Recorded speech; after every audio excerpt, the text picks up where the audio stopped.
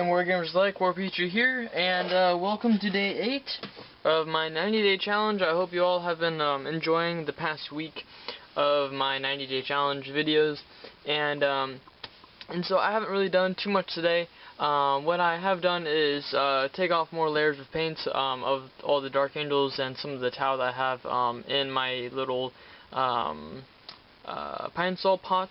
And then also, I ordered a kind of a cool little gifty thing to me that I found on eBay just by chance, looking around at some of the old Tau XV15 suits, I believe, or XV25. Can't remember the exact name of them, but they're really old ones that don't look like the really big chunky ones. I can't really explain that very much. But these be metal, and I was looking for some of them because I've always liked that style of the suit.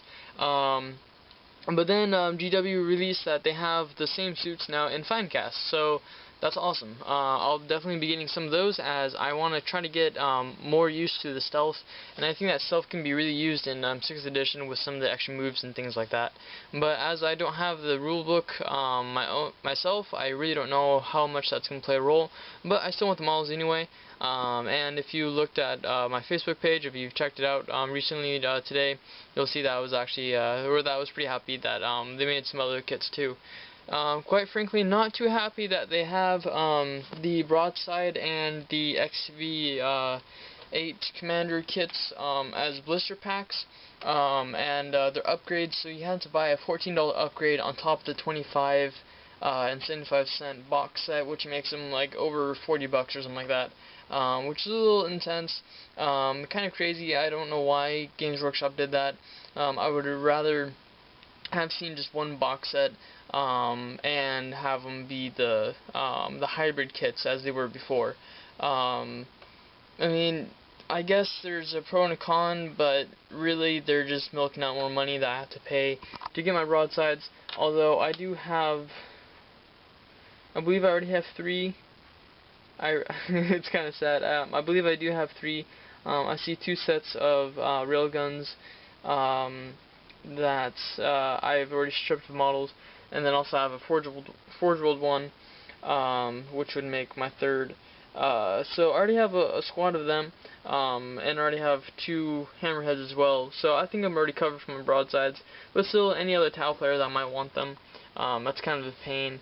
But you know, that's their decision, so I'll give them that.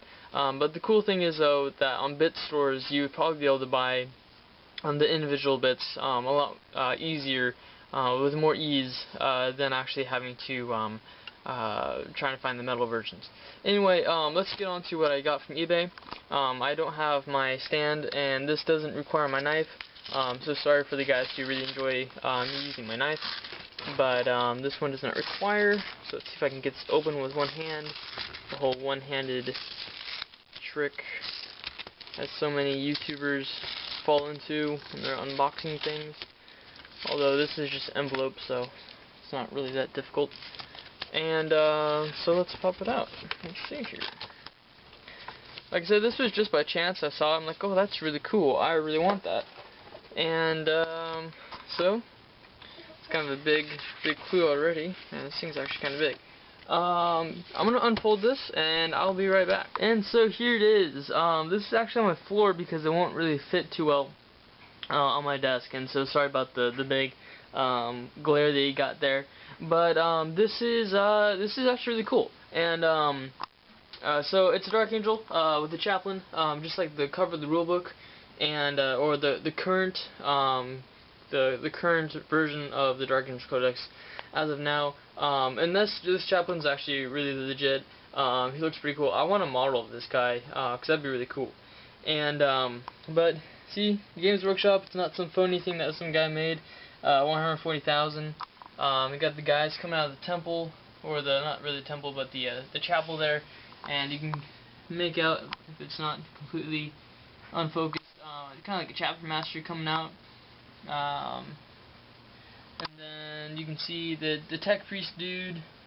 So this is actually a lot cooler than I thought it would be. I thought it would be kind of like a small little poster, but it's not. It's actually really decent size. And it hasn't looked like it's been used at all. It was really cheap. It was like $10. So that's pretty cool. I was able to get this, and cause this is at least 3 or 4 years old. See if I can find the print on this. Yeah, 2007. Special fly poster. So this is probably something that the guy from eBay got, like, from a White Dwarf, or from probably a Games Workshop store or something like that. Not really too sure. I have this old thing called Arms, and which is actually something that looks really interesting. So you get this card, looks like, and you get the different things that you've done. You can save some money along the way, which is pretty interesting. And GW is not really one to have sales. They more hike up the army cost. So yeah, this is pretty cool poster. If you haven't really figured this out yet, I'm kind of into posters and trying to deck out my my room with all my other posters. So, and it's Dark Angels, which is pretty awesome. I think there's the other guy that I bought from also had one for Eldar, which looked kind of interesting. Is the same image from the last Eldar Codex. I have no idea if it's 4th or 5th or what it was. So yeah, that looks pretty cool. I'm pretty excited about seeing that. So I'll hop right over, and this is the other Dark Angels poster I have. This is from one of the novels. See if I can get that out without everything fall on top of me. But I had a little showcase on this one as well. A little ago. It was from The Purge of Catalyst.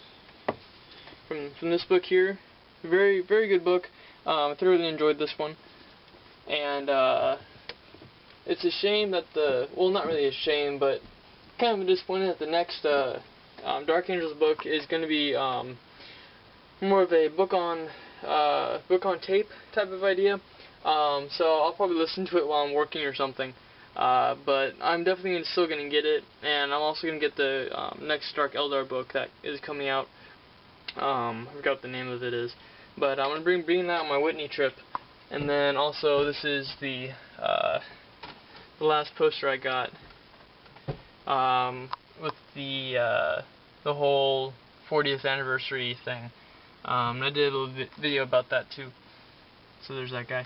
And then also, this is something I just thought of doing, which kind of is like a little pain in my heart when I see all the different box sets, because, you know, you can get an idea of how much money some of that stuff was. But seeing the old Rhino box and some of the scatter boxes and things like that, it's kind of cool to see, just to make it a little bit different than just a plain white background. And it kind of makes it more homey, I would say. But that's really all I have today for my 8th day of my 90-day challenge. Been stripping more of my models. Kind of been getting this here. Let's zoom in. Hopefully it'll stay focused. And I won't have to refocus it. Kind of. But I've been working on the turret a little bit. Been trying to troubleshoot on how to make it fit onto here itself. There we go. That's kind of in focus still. So switching out the bottom plate or making my own and putting on top of it, things like that. So I've been trying to troubleshoot that. And I've also really been struggling on how to do my bases for my Dark Eldar and my Tau. For the most part, they're still going to be the same colors. My Dark Eldar, if you guys have already seen a model of them. Get that guy real quickly. And this is what he looks like. So it's the dark gray armor with the maroon and the white. But my Tau is pretty much going to be the exact opposite. They're going to have the red armor with the gray like khaki or the gray cloth, and then some white here and there, and some yellow and stuff. But for the most part, they're going to be looking kind of like this, the same paint at least. And I really was, excuse me, trying to use the moss things I found. This type of stuff. It's like a mossy, it actually is moss, and not legit moss, but like fake moss. And I was trying to like put this on bases and things to use as like exotic plants, but it just doesn't really look right in my mind, and so I've been trying to think of something else to use for that. So if you guys have any ideas, I'll be really glad to hear them. I don't really want to do a base like this because the gray on gray doesn't quite work out for me, and I don't want it to be all the same. I want to have some differences, and I would like to have these two armies kind of have the same bases, purely because my Dark Angels and my Deathwing, and for the most part my Ravenwing, kind of have the same bases, so those kind of playing along with each other. So it'd be kind of cool to have my Dark Eldar and my Tau kind of have the same bases as well. When I was painting these guys, I have like the gray and then some of the moss grass stuff on there, but that didn't quite work out either. But again, it's more gray on gray, and I just really don't like that. I want some variety. So if there's any ideas that you might have, or maybe you might use yourself, I'm open for anything. I always take some ideas. A desert theme or a wasteland theme or something like that. I like to kind of have be a little narrative type of thing to it, like I do with these bases here, as I put the little emblem in there. So little things like that. I'd like to hear your opinions on, and well, I hope you guys have been enjoying the last 8 days of this challenge. As always, please leave any comments that you have, or any afterthoughts, or maybe things that I can do for the next couple days or so. And if you do want some extra motivation, please feel free to comment or to leave a video response to any of the days, and post up your own 90-day challenges or however many days you want to do, because it's a great way to get some projects done, and I'd always like to see what other guys are working on. So this is Warpetrie, and to keep you from hearing my voice ramble on for much longer, I will talk to you guys later. Bye bye.